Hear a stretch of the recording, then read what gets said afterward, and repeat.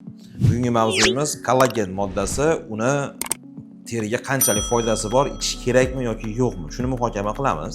O'sha reklamalarda berilayotgan ma'lumotlar, ya'ni o'sha sizga abadiy go'zallik beradi, abadiy yoshlik beradi, teringiz doimiy tarang bo'ladi degan ma'lumotlar qanchalik haqiqatga yaqin? Ularni qay shaklda qabul qilish to'g'ri-yu, qay shaklda qabul qilish noto'g'ri? Shular haqida gaplashamiz. Xo'p, qabul qilayotganlar 90% ga yaqini bu narsani noto'g'ri qabul qilyapti. Buni ishonch bilan aytishim mumkin. Bundan tashqari, kollagen moddasini qay shaklda qabul qilish to'g'ri yoki noto'g'riligi haqida ham qisqacha ma'lumot berib o'taman. Kollagen bu o'zi nima?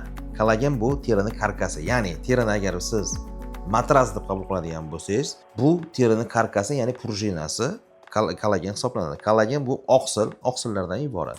Eng asosiy sababi kollagenning tushishini bu yosh tabiiy ravishda teridagi kollagenlarning sifatiga ta'sir qiladi.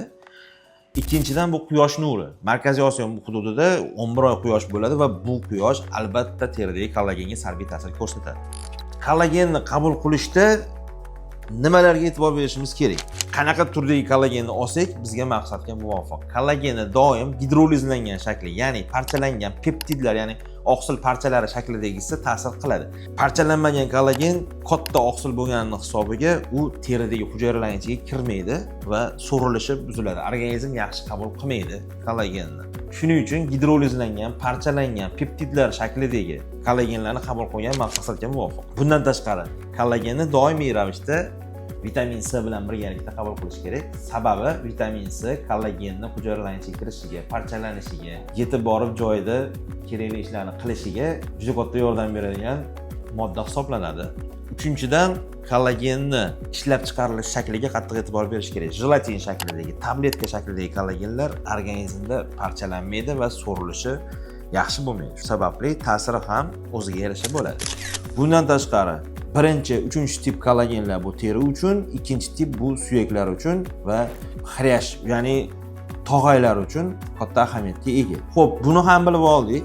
Kollagenni aptekadan sifatlisini sotib olish uchun nimalarga e'tibor berish kerak degan savol tug'iladi.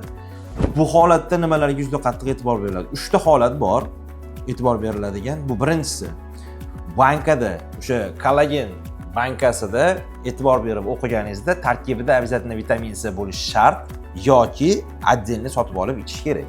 Bundan tashqari, обязательно sotib olayotgan bankingizda gidrolizlangan kollagen yoki peptidlar degan yozuvi bo'lishi shart. Uchinchi holat bu albatta ishlab chiqarilayotgan modda kollagen tabletka yoki jelatin shaklida bo'lmasligi shart. Chunki ular organizmda so'rilmaydi, yaxshi parchalanadi. Shularga e'tibor berib olingan kollagendan sizga foyda bor. Qolgani bu pulni havoga uchirgan bo'lasiz. Umumiylashtirib aytadigan bo'lsak, kollagen moddasi bizni Markaziy Osiyo sharoitida juda muhim modda hisoblanadi. Ayniqsa 30 yoshdan keyin kurs bilan, vaqti bilan ichib yurish kerak. Ikkinchidan, kollagenni sotib olishga e'tibor berish kerak. Обязательно o'sha gidrolizlangan kollagen tarkibida vitamin C borligi va tabletka va jelatin shaklida bo'lmasligiga juda katta e'tibor berish kerak. Eng ko'p o'sha qabulda uchraydigan savollarga qisqa qilib javob berib o'tadigan bo'lsam, ko'pchilik savol beradi. Xo'p, kollagen moddasini krem shaklida ishlatsam bo'ladimi? Foyda beradimi teriga? Tarkibida kollagen bor namlantiruvchi kremlarda kollagen taranglik berish uchun yordam bermaydi. Sababi u teri orqali so'rilib terining tarangligini oshirmaydi, chunki katta yirik oqsil bo'lgani uchun hujayraning tarkibiga kira olmaydi. Lekin yaxshi namlantiruvchi vosita sifatida ishlatish mumkin.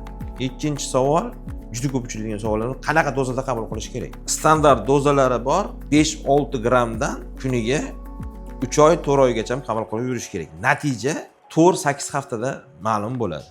Qabul qilishni boshlash bilan natija kutmaslik kerak. Kollagen moddasiga allergiya kuzatilishi mumkinmi degan savol. Albatta kuzatilishi mumkin. Har qanday moddaga allergiya kuzatilishi mumkin. Agar sizda diniy qoramol go'shtiga yoki baliqqa allergiyangiz bo'ladigan bo'lsa, kollagenni boshqa shakllarini qidirganingiz ma'qulroq. Chunki u ham allergiya berib turadi, tajribada bu narsa kuzatilib turadi. Qabul qilayotgan kollagenimizni tarkibini o'qishimiz kerak. Shakar moddasi, turli xil zararli kimyoviy moddalar tarkibida bo'lmasligi kerak. Sifatli kollagenlarni tarkibida shakar bo'lmaydi. Kanalga obuna bo'linglar, like bosinglar. Bu bizga motivatsiya beradi keyingi videolarni ishlashga. Kolokольчикni yoqib qo'ysalaring, ishlayotgan videolarimiz borib turadi. Teri haqida, go'zallik haqida yangi ma'lumotlarni olib turasizlar. Sizlar bilan doktor Ne'matovich bo'ldi. E'tiborlaringiz uchun rahmat.